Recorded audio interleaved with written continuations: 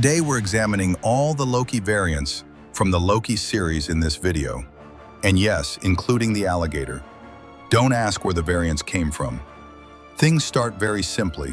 As you know, in Avengers Endgame, they went back to the past. In that past they traveled to, our guy Loki was captured. During the chaos, Tony Stark and Hulk fought, and the Tesseract slid to Loki's feet. Of course, Loki, being a classic Loki, stole the Tesseract and moved through time, and diverged from the sacred timeline. Diverging from the sacred timeline is a major crime. An organization called the TVA has been established in the universe, and they're like the universe's police.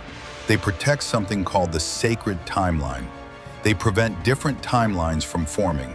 They call those who disrupt the timeline, like Loki, variants, and eliminate them. But what they don't know is that they themselves are actually variants.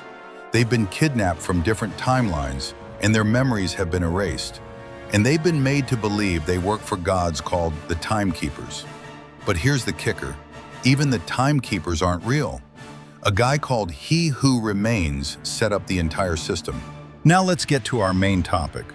Loki gets caught by these universe police while escaping with the Tesseract. Since Loki escaped in 2012, he didn't experience any Loki memories after that year. This Loki didn't experience Thor, the Dark World, Ragnarok, or Infinity War. He only watched those events as videos at the TVA. He even watched his own death. This is where the real events begin. We see Loki and his variants. Our first variant, Sylvie, the most badass variant. Sylvie, literally the MVP of the series. A female Loki variant, but she doesn't call herself Loki. She was kidnapped from Asgard as a child. Why? She has no idea. Sylvie has been running from the TVA for years. She's been hiding by traveling to all apocalypses existing in the universe where the TVA couldn't find her. So this Loki variant is more complex than our Loki. Dude, the craziest thing here is Loki falls in love with Sylvie. Basically, he falls in love with another version of himself. Narcissism level, max. You know how they say you can't love anyone but yourself? Loki is the embodiment of that sentence. Classic Loki, old man Loki time. Now for old Loki time, if you pay attention to his outfit, he's wearing the classic Loki costume from the 1960s. Green and yellow, super cheesy but iconic. This Loki story is a bit dark. Since he's a Loki, his world also has characters like Thanos, Odin, and Thor. In his timeline during Infinity War, when Thanos came to the ship, old Loki created an illusion of himself. Thanos killed the illusion. Classic Loki escaped to space. He hid on a distant planet for years, but then he missed Thor. He tried to leave the planet and the TVA caught him. Yes, you heard right. He really missed Thor. These Lokis are very strange. Kid Loki, the darkest Nexus event. The strangest story belonged to this Loki. Do you know what this Loki did? He killed Thor. Yes, you heard right. Details aren't given on how he did it, but it's certain he killed Thor. Because he disrupted his own timeline by killing Thor and was caught by the TVA. What's even more interesting is that Lokis killed by the TVA go to a void. This Loki variant became the leader of the Lokis. He declared his own kingdom in the void. Alligator Loki, the most absurd variant. Loki, the most beloved character of the series, literally an alligator, wearing Loki's horns. That's it, that's the character. So you might be asking, what could this alligator have done at most to be here? Ate the wrong neighbor's cat. A quite angry Loki, he bites President Loki's hand in the series. At this point, the most curious thing is this alligator really Loki? This information isn't exactly given. In fact, the characters argue among themselves, but there's no clear answer. Write in the comments, do you think it was really a Loki variant? President Loki, political chaos.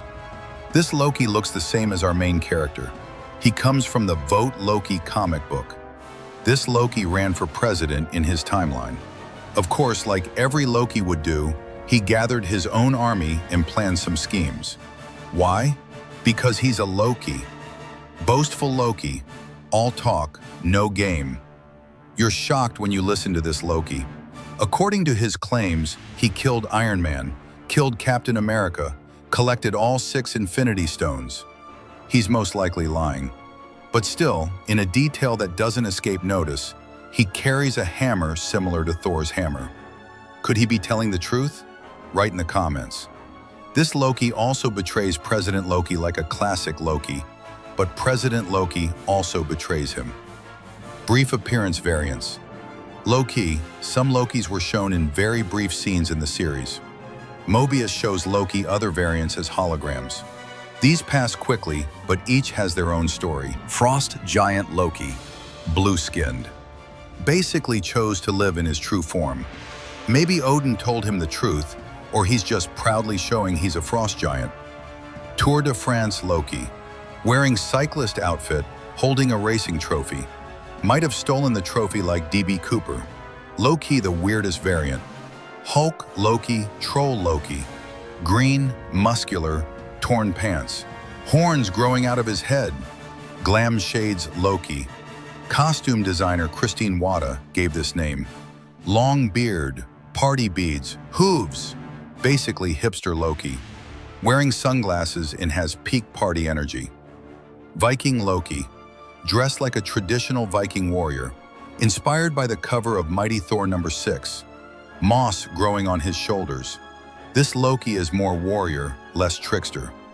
Poky Loki, in prison Loki, red-haired, wearing rainbow-colored visor, wearing prison jumpsuit under the cape, has ball and chain weapon. By the way, in Norse mythology, Loki had red hair. Bicycle Loki. His long horns look like bicycle handlebars.